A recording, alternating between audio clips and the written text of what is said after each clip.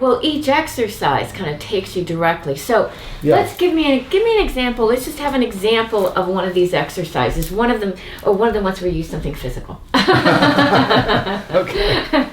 Not the thought ones. Okay. All right. All right. So here's So one simple way of getting this feeling of shifting your awareness out of the identification with your mind, which creates this little self-looping identity, is to have awareness. Just again, I'm talking to you, the awareness. I'm talking to you, the awareness, and the awake awareness. So if you think, well, how am I going to unhook awareness from thought? I've never done that. I don't know if I can do that. And that is correct. You cannot do it, but awareness can do it. So you just have to be, sometimes I call it the Columbo approach. It's like, The Columbo approach? Yeah, so like, oh, by the way, before I leave, I just unhook awareness and have it drop. Oh, by the way, as an aside. As an aside, just, just without thinking do that, about it. And then you'll be awake, so we'll see you next time. So just simply have awareness, which is identified or attached to thought, simply unhook and step back, and then see what it feels like if awareness, which is the center of knowing, drops and knows your smile from within your smile, knows your jaw from within your jaw, without looking up to thought and without stretching or looking down from thought. Have awareness that knows directly drop into your throat, know your throat from within, and then feel awareness drop below your neck, and feel your upper torso or come into your heart space. And you can smile and breathe and just feel what it's like to directly perceive your body from within without orienting to thought and without going to sleep. Just feel this direct, awareness-based, embodied, open-hearted, non-thought-based knowing, which is kind of alert.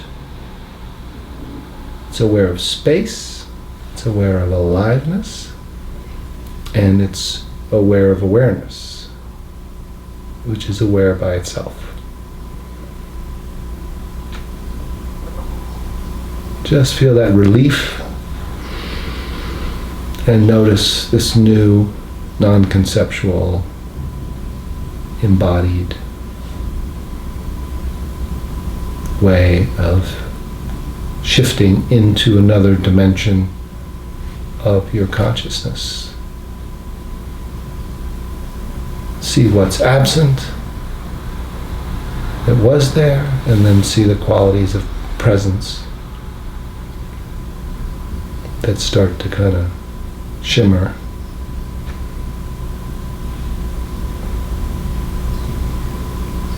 What do you notice?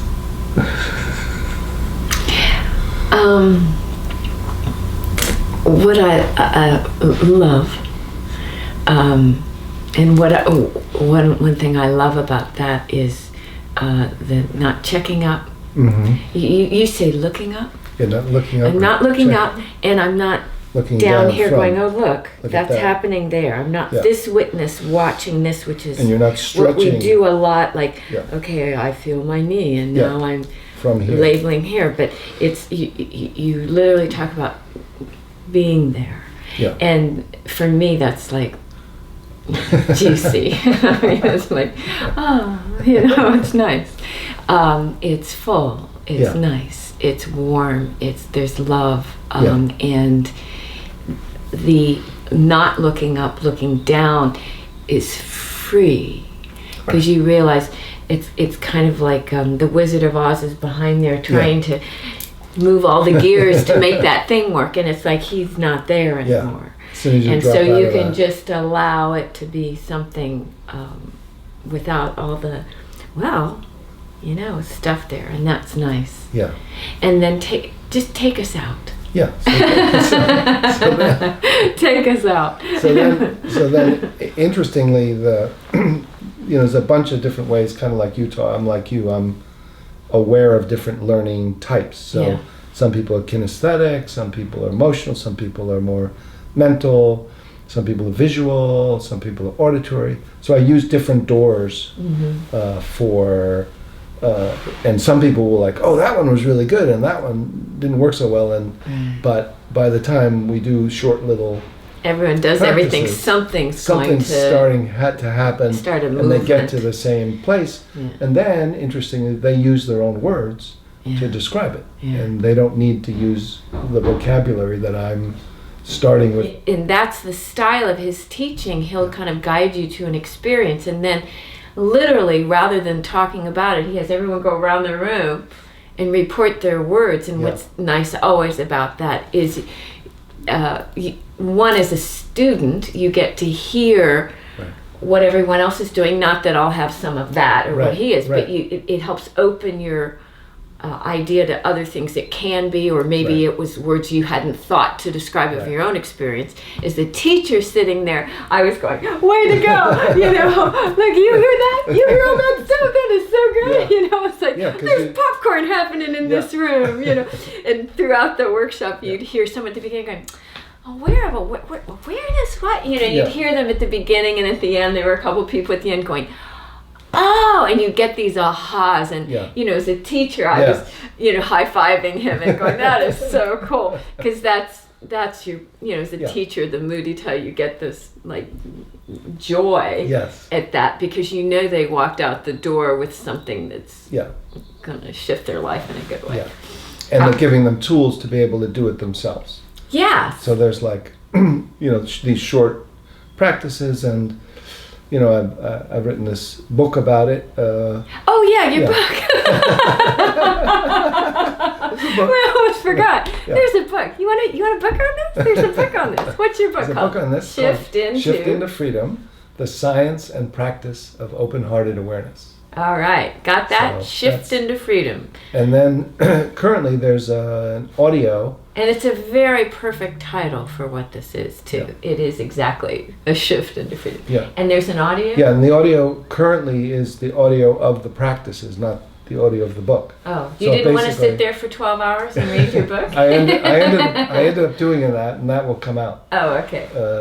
But I always like to hear the teacher, like I want to hear Pema Chodron read her book. Yes. You know, I want to hear the word. I don't want the actor they hired. That's right. I want to hear you describe it, because you also get that kind of the energy of how it comes in. So when you say it's the audio of just the practices. So the audio of the practices is, you know, kind of the teaching style is, you know, like the teacher, it's like I'm introducing the students to their own inner teacher. Right. You know, and when I'm showing or pointing them to look within, it's not look up here, but look back within you. And then once you discover this non-conceptual awareness, by being able to speak from there, it's really not even about the words. It's about speaking from non-conceptual heart-mind, so that you start to rewire functioning and living from this new way of knowing and being, so that you can start to make it a normal thing. And then in the middle of your life, you can start to just walk down the street, go to work, have relationships, hang out, have fun. And from a continuous awakening, you know, losing it. And part of the small glimpses is, of course, initially, you're going to recognize, realize, and lose it. And then the practice is re-recognize.